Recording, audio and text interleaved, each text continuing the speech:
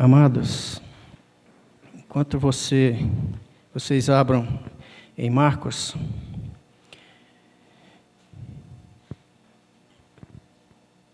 que bom estar aqui, rever alguns conhecidos de longas datas.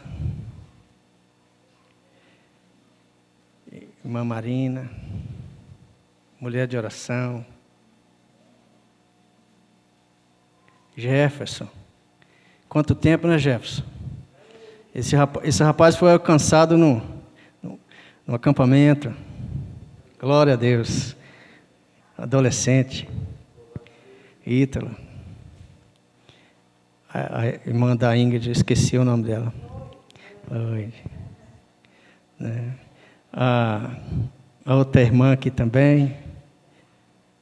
Iraci. E eu não vou citar o nome dos outros aí, que eu vou esquecer também. O pastor teve uma devocional um dia desse, e falou sobre a amnésia. Fiquei preocupado. Amados, vamos ler Marcos 4, do 35 ao 41. Hoje eu resolvi pesquisar se tinha pregado sobre esse texto. Achei em 2011. Mas é bem diferente. Querendo pregar algo que o pastor não pregou ainda é difícil. Muito difícil. Então, essa é característica da gente, né? A gente trazer algo novo. Ai, meu Deus. Então, Marcos 4, do 35 ao 41. Acompanhe comigo nessa palavra. E naquele dia, sendo já tarde, disse-lhes: passemos para outra banda. E eles, deixando a multidão, o levaram consigo, assim como estava, no barco. E havia também com ele outros barquinhos. 37. E levantou-se grande temporal de vento que subia as ondas por cima do barco, de maneira que já se enchia. E ele estava na popa, dormindo sobre uma almofada. E o despertaram-no, dizendo-lhe: mestre, não se te dá que pereçamos? 39. E ele, despertando, repreendeu o vento e disse ao mar: cala-te, aquieta. E o vento se aquietou e houve grande bonança. E disse-lhes: por que sois tão tímidos? Ainda não tendes fé? E sentiram um grande temor. Diziam uns aos outros: mas quem é este que até o vento e o mar lhe obedece? Posso sentar, irmãos? Já oramos, né? Que Deus que Deus me use nesse tempo. Amém? São poucos minutos. Eu gostaria que você ficasse atento, né? Os que vão nos assistir também, depois, a possibilidade de compreender o quão importante esse tempo da palavra. Eu quero retirar lições importantíssimas daqui, mas a palavra certa, o verbo que eu quero usar aqui é reativar a tua fé. É isso mesmo. Quero fortalecer a tua fé. Amém? Mas a confiança, a fé é naquele, né, que pode mudar a situação difícil. Jesus. Seja qual for a dificuldade. Vamos meditar nesse texto, né, que acabamos de ler. Tão conhecido, tão antigo, tão comentado, que você procura na internet e está lá.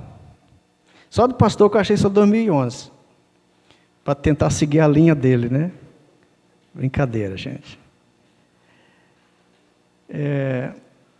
Então, nem vou falar novidade aqui, mas vejo que é necessário, muitas vezes, essa falta, né? Essa timidez de fé nossa, nós precisamos recorrer à palavra constantemente, para pegar as verdades e nos animar.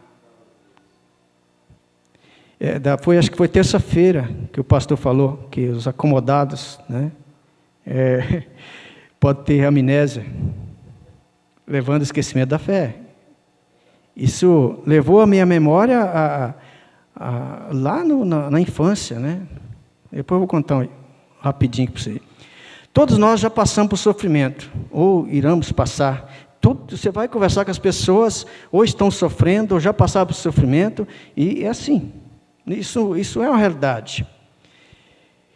E eu não desejo isso aqui, lógico, longe disso, mas eu quero te lembrar onde buscar consolo.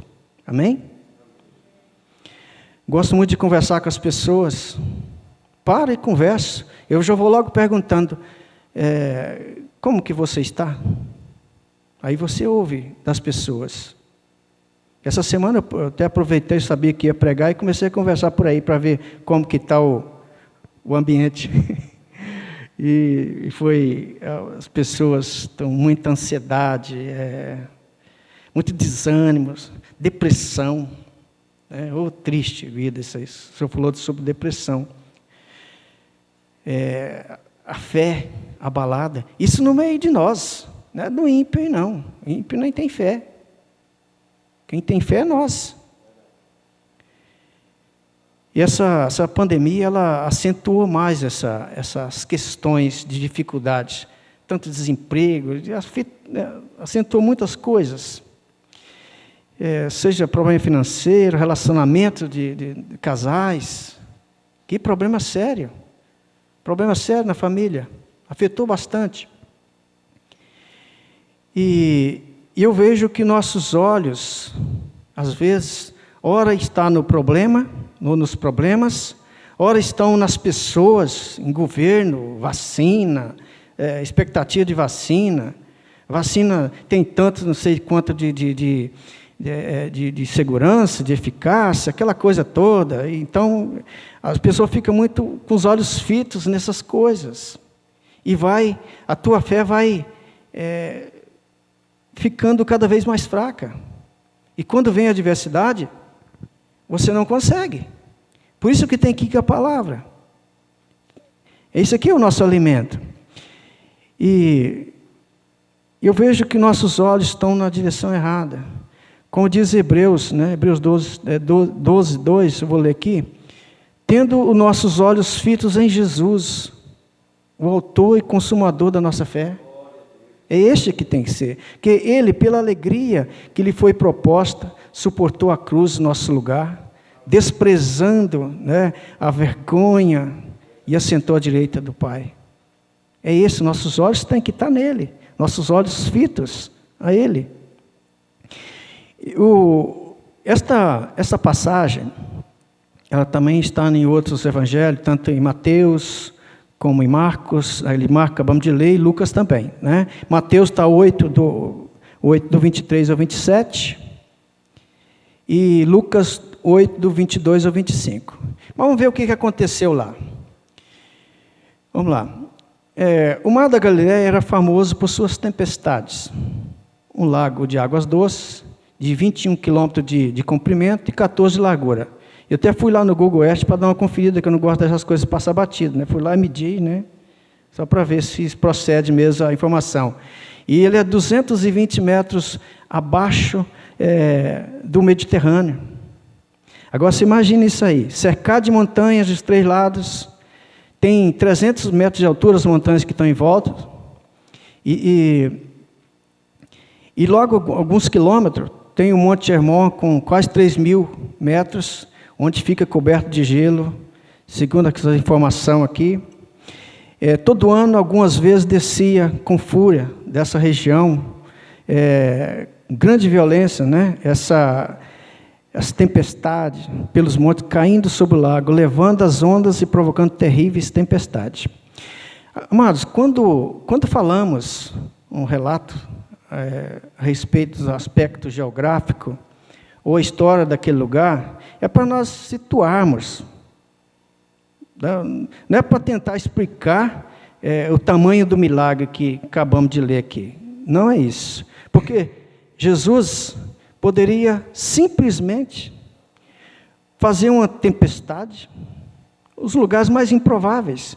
Eu estou explicando aqui que lá acontecia isso com normalidade. Tudo que você vai ver está explicando que aconteceu isso, Jesus, né, fez um milagre. Mas ele simplesmente poderia fazer isso em qualquer lugar, porque é Ele, é Deus, Ele faz e desfaz. Né? Ele fez a tempestade e desfez ela. Simplesmente isso. Só para você se situar. Então, resumidamente, o texto é isso. Jesus passaram todo dia ensinando sobre o reino, né, do lado ocidental, ensinando sobre o reino. Aí ele, ensinando sobre o reino de Deus, no final da tarde ele deu uma ordem para os discípulos para entrar no barco e passar para outra margem. Naquela região de Gadara, onde havia um homem possesso. Enquanto atravessava o mar, Jesus, cansado, dormiu. E uma tempestade terrível surpreendeu, enchendo de água o barco. Os discípulos apavorados chamaram Jesus e ele repreendeu o vento e o mar e os discípulos. Aqueles homens apavorados com a fúria dos ventos ficaram maravilhados diante daquele milagre. Jesus, né, tanto ensinava teoricamente como na prática também, né? Pedagogia dele, né? Homem pedagógico. Quando eu estudava esse texto, lembrei da devocional do pastor, aí eu não tive amnésia, eu voltei quando eu era criança. Nós tínhamos lá em Minas Gerais, não lá em Barbacena, Joel, lá em Minas Gerais, outro lugar para dar tempestade. Arrancava as telhas, chovia dentro de casa, a gente corria para debaixo da mesa. Um fato interessante que tinha lá. O meu pai via lá uma pequena nuvem, né, tamanho da mão de um homem, vai chover, tempestade. Pega a Bíblia, abre a Bíblia lá. A gente abria. Tinha as páginas, ficava amarelada em Mateus 8, né? Eu me lembro de ter lido isso aí. A gente não entendia nada de Bíblia. Mas eu quero falar para vocês a respeito da palavra. Não quer meu testemunho aqui, não, da palavra. Tá? A Bíblia em si, ela não faz milagre. Mas nós acreditávamos que tinha algo poderoso, uma palavra de Deus ali que reprimia a tempestade. A tempestade passava, a gente sabia que vinha outra. Mas o fato acontecia. Primeiro, a gente sabia que existia tempestade. Tá?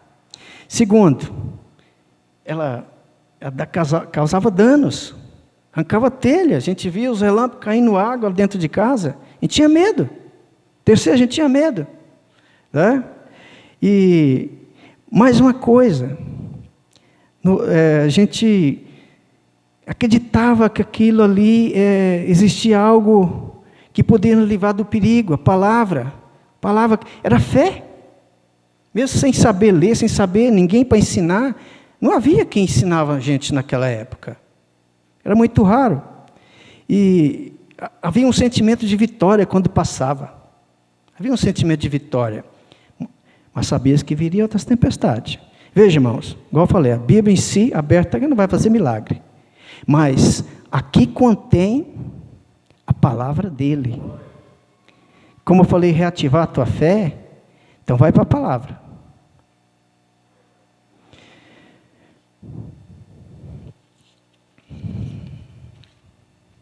Nesse texto pequeno, né, rico, né, bastante lições. Se fosse o pastor e passar, deixa eu ver aqui, 1, 2, 3, 4, 5, 6, uns 6 meses pregando, tirando lições daqui dentro. Tenho certeza, pastor. E eu, para tirar uma daqui, foi difícil. Mas vou lá. E eu quero separar em 3 pontos, isso aqui, o nosso texto, né, para te chamar a atenção esta noite. Separei as 3 perguntas. A primeira delas está no 38. E ele estava na popa dormindo sobre a almofada, e despertaram-no, dizendo: Mestre, não te dá que pereçamos? Em outra versão, não se importa, né, que nós pereçamos. A pergunta aqui dos discípulos para Jesus. Primeiro ponto. Foi falado aqui que Deus, ele ele responde imediato. Jesus, aqui, de imediato respondeu, quando eles questionaram Jesus. Por que não respondeu os discípulos primeiro? Eu entendo que havia uma emergência. Jesus simplesmente poderia responder os discípulos, que é a segunda, né? Conversar com eles, falar sobre a fé deles. Mas não, havia uma emergência. E eu digo para vocês que já houve coisa na minha vida que não tinha tempo, não tinha mais tempo. E Deus agiu. E eu falo para você, o tempo do seu milagre, você já deve ter ouvido isso aí, mas eu quero falar, em tom de fé para você. O tempo da tua espera pode ser hoje. Ele responde imediato.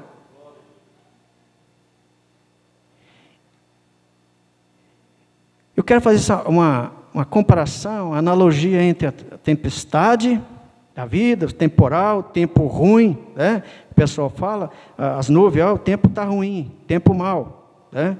Eu quero fazer uma comparação entre as tempestades naturais com as tempestades da vida. Quero fazer uma comparação. E eu quero te chamar a atenção que as tempestades da vida, sejam essas lutas, as dificuldades, sofrimento, angústia, olha tanto nome que tem o sofrimento, agonia, tribulação, né, que usa na Bíblia, tribulação, tudo isso, veja, irmão, não tem como medir, não tem como calcular o sofrimento das pessoas. Longe disso de falar assim para a pessoa, eu já falei, tá? Eu sei o que você está passando, sabe não. Você chega em determinada pessoa, determinado irmão, a dor é dele. A intensidade da dor é dele. Você olha de fora, você não tem como medir. A perca de uma pessoa, de um ente querido, né? O que está acontecendo muito nesse período. Como você vai medir a dor dessas pessoas? Então, o que você tem que fazer é orar, né? E condoer, né? Essa é essa palavra? Com essa pessoa. Mas não vem com essa, não. Não sabemos medir a dor das pessoas. Agora, quem sabe, na íntegra, é Deus. Esse sabe. Hoje, o clima tem previsões, né? De 1 dia, 10 dias, 15 dias. Olha a palavra, previsão. O homem acha que está no controle. Tecnologia avançada, né? Naquela época, o conhecimento que eles tinham de experiência, né? Conhecimento empírico, né? Experiência próprias, ou de um falando para o outro, sabia que aquele lugar lá é lugar de tempestade. Era lugar de tempestade. Mas tinha também um certo, como é que eu falo? Eles tinham experiência no local. Mas a tempestade lá foi feita por Deus. Tanto a tempestade como o milagre. Se você está passando por dificuldades, voltar a falar. Se você não estiver passando por dificuldade, conheça alguém que está passando por dificuldade, sofrimento, seja lá qual for. Leva uma palavra de consolo. Alimente, ajuda a alimentar a fé dele, dessa pessoa, do irmão. Então, os danos de uma tempestade são imensuráveis, mesmo tendo essas previsões. Qual for o conhecimento, seja empírico, seja tecnológico, Deus está no controle. É Ele que manda nisso. É Ele que orienta o homem, não, independe. E eu falo que as tempestades da vida também são previsíveis. Você Sabe por quê? Porque se você anda ou fora da palavra, para nós, né, crentes, anda fora da palavra, ou à margem da palavra, nós sabemos o fim que vai dar nisso, sabemos as consequências. Aí você quer construir algo sem alicerce, já sabemos o fim, isso é tragédia anunciada. A Bíblia está recheada de aviso, de ordem, o que fazer, o que não fazer, o que evitar. Então, eu vou puxar um lado para a sardinha, para o meu lado aqui, vou falar de casamento, né? O teu lar, teu casamento, se o casamento lhe falta carinho, respeito, diálogo, você sabe para onde que vai caminhar isso. Está fadado o divórcio, a tragédia. Isso não é construído de uma hora para outra. E, né, a tempestade, uma vez, mas tempestade é a última decisão, é o último corte, é a hora do divórcio. Mas foi construída antes. Depois fala que não sabia, né? Nem esperava isso. A pergunta dos discípulos aqui é um clamor, né? E é semelhante à nossa. Mestre, não se te dá que perecemos? Isso por que é semelhante à nossa? Muitas vezes estamos em situação difícil que parece não ter fim e clamamos a Deus. Deus, tenha misericórdia de mim. Que angústia, né? Eu não vou nem perguntar quem já passou por angústia, isso aqui, nossa, que agonia. Eu já passei por isso. Parecia que os céus me espremendo contra a terra. Já sou pequeno, né? É difícil esse negócio. Situação difícil que a gente passa. Quantas pessoas estão passando por tristeza profunda nesse momento? O pastor falou de depressão, acho que falou no início, né, pastor? Que tristeza isso. Essa semana eu tive um encontro com uma pessoa que está com depressão. São consumidas pela dor, seja qual for, corpo e alma, relacionamento conturbado. São milhares e milhares de pessoas sofrendo. O Salmo 121 diz assim: eleva meus olhos para os montes, de onde me virá o socorro? O meu socorro vem do Senhor. É esse que é. Aqui, ó, vem do Senhor. E o próprio Davi, em outro salmo, no Salmo 31, assim: tem misericórdia de mim, ó Senhor, porque estou angustiado. Consumidos estão de tristeza os meus olhos, a minha alma e o meu corpo, porque a minha vida está gasta de tristeza, e os meus anos de suspiro, a minha força descai por causa da minha iniquidade, os meus ossos se consomem. Quando passamos por angústia, até o corpo dói. Não estou falando novidade aqui, né, irmão? Quero chamar a atenção tua aqui nesse momento. Não espere a situação ficar difícil para clamar a Deus. Não espere que a nuvem comece a acinzentar, mostrando que o tempo vai piorar. Não espere isso. Clame.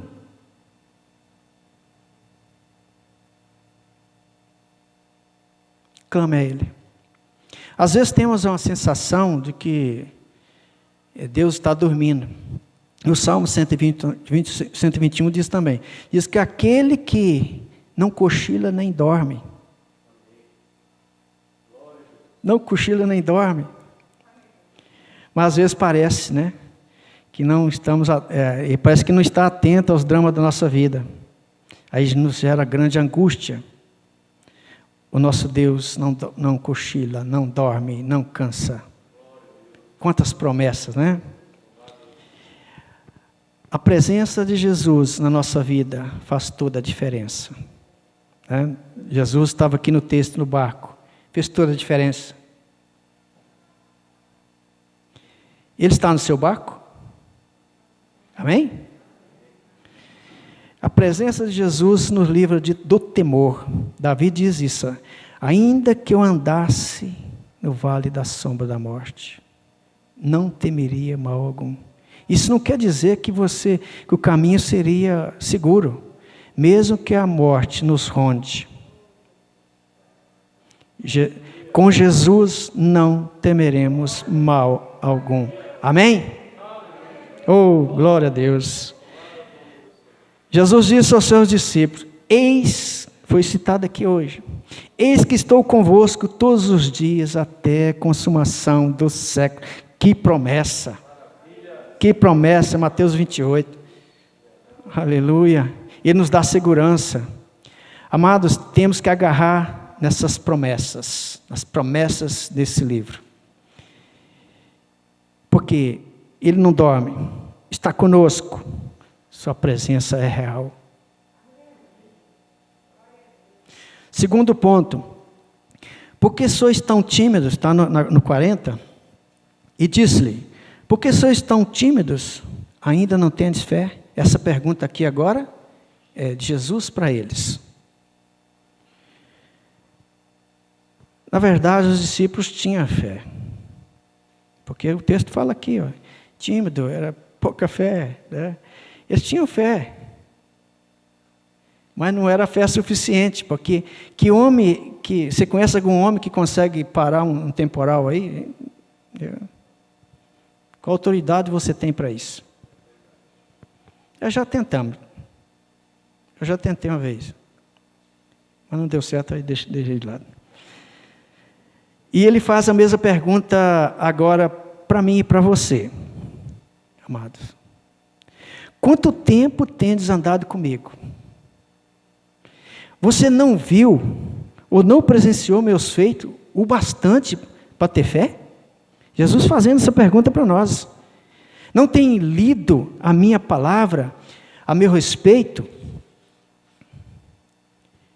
Não percebe que estou contigo? Existe alguma coisa impossível para mim? Por que tens medo? Por que estás tão tímido? E ele diz para você nesta noite, ele fez a pergunta para nós, agora ele diz para você, a sua dor, o seu medo, o seu sofrimento, a sua tristeza, a sua angústia, toda espécie de mal, sua falta de fé, eu não estou alheio a eles. E ele diz, cala-te, aquieta. Que palavra, 2 verbos, cala-te, aquieta. No Salmo 89, eu fiquei desfrutando do Salmo, porque tem muita coisa a ver com esses textos, gente. No Salmo 89, 9 diz assim, tu dominas o revolto do mar, quando se agigantam as suas ondas, tu acalmas. Também tem visto, como eu tinha falado aí, as lutas, né, sobre os relacionamentos. Para manter casado, não é fácil, muita luta. Eu entendo que, até certo ponto, os conflitos, presta atenção no que eu vou falar aqui. Os conflitos entre os cônjuges, entre os pais e filhos, é importante. Para parar as arestas, para crescerem, principalmente na palavra. Principalmente. Mas, quando perde o controle de administrar esses conflitos, vira o caos. Aí a tempestade chega. E por isso que eu digo, quando as ondas agitarem no seu lar, clame o nosso Deus, soberano. Ele vem ao teu socorro, Ele vem te acalmar. Aleluia. Uns anos atrás, esse testemunho que eu vou contar aqui, rapidinho, é para a glória dele, não é para a minha glória. Anos atrás, eu estava na ativa no bombeiro ainda, foi solicitado uma ocorrência, e aí o bombeiro chamou: comandante, tem um senhor que quer falar contigo aqui sobre uma ocorrência. Eu falei: pode atender aí. Não, ele quer falar com o senhor. Aí eu atendi o telefone e ele disse: estou com um problema, estou com a minha cunhada em depressão, está muito agitada, e nós estamos num desespero aqui na nossa casa. Eu quero que o senhor venha aqui. E aí ele falou assim, eu falei: vou mandar a viatura aí. Não, mas eu quero que o senhor, Deus mandou o senhor aqui. Eu falei: eita. Eu fui pertinho mesmo ali do bombeiro, eu entrei, aí eu logo reconheci, era um pastor. Foi tremendo. Aí o pastor caminhou para mim, eu olhei para a senhora, ela era jovem ainda, mas estava bem, né, o tempo, né, a depressão acabado com ela. Ela parecia uma morta-viva, né, toda manchada, toda magna, desespero. Aí eu pensei comigo: pegar, levar ela, né? Aí ele falou assim: Deus mandou você orar. Eita. Ele estava fardado, então, vamos orar, né? Já tinha passado por outras situações parecidas. Aí vamos orar. Oramos ali, né? Eu repreendi aquelas coisas. Oramos, a nuvem estava muito acinzentada ali no momento, né? Estava muito carregado. E eu pus a mão na cabeça dela e tal. E quando acabamos de orar, ela pegou o remédio, que ela não queria tomar o remédio, estava muito agitada. Parecia um contraste, mas fraca, agitada.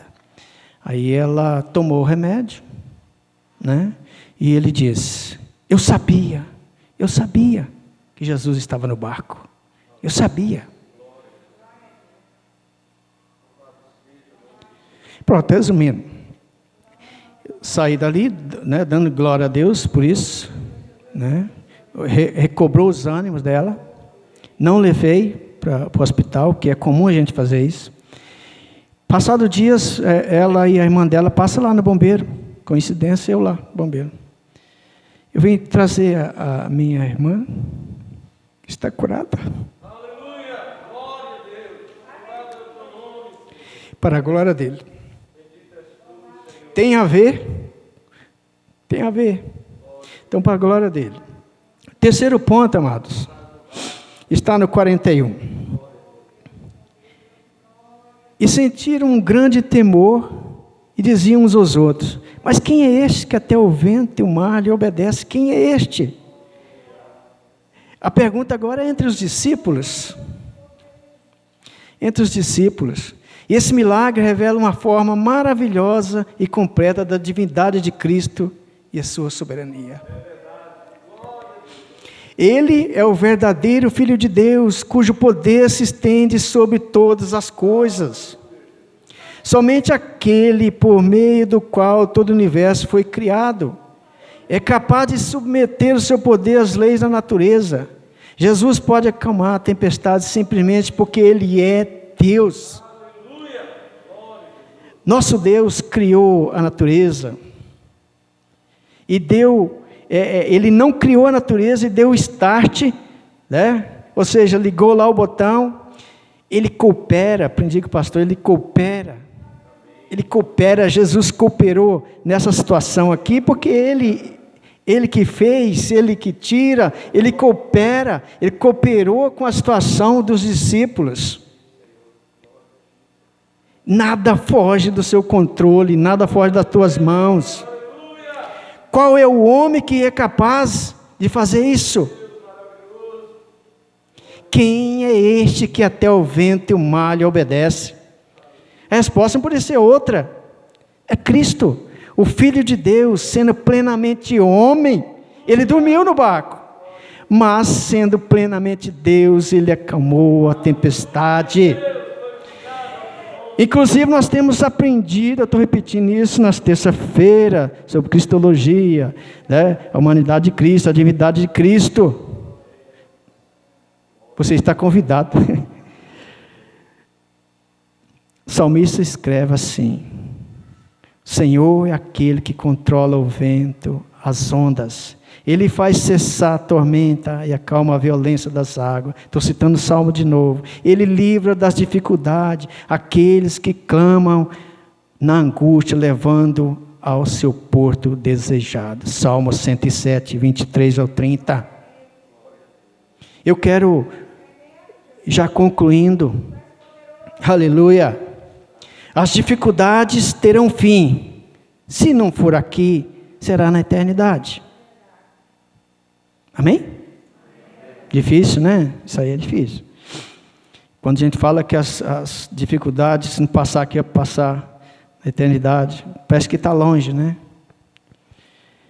Cristo é o Senhor de todos os aspectos da vida humana e de que a tua palavra deve regular todas as nossas áreas da vida. Não sei, não tem como eu mensurar a sua dor. Não tem. Suas perdas, suas dificuldades, seus conflitos, não tem como.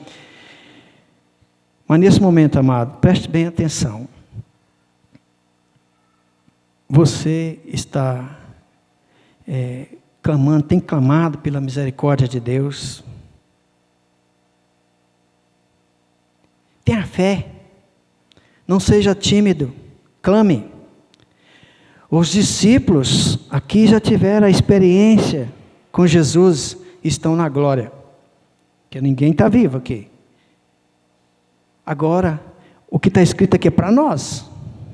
Amém? É para nós.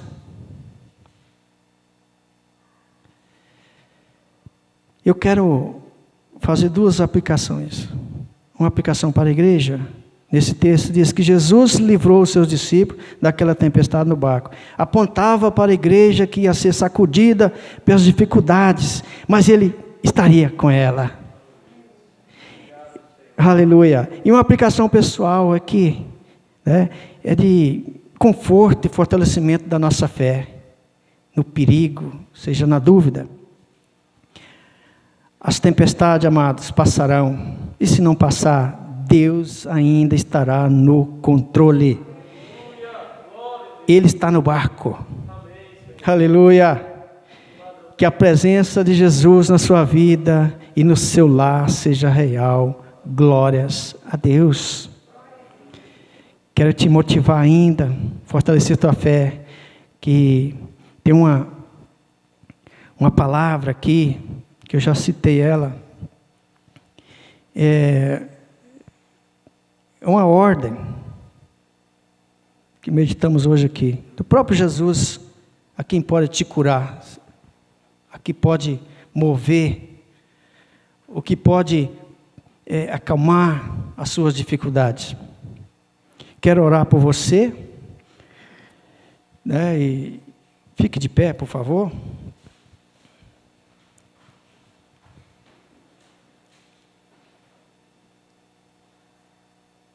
Quero que você curva a sua cabeça.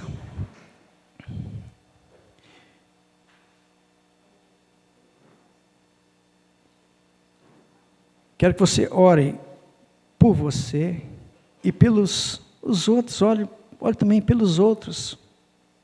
Que a tua oração e a tua fé nesta noite pode alcançar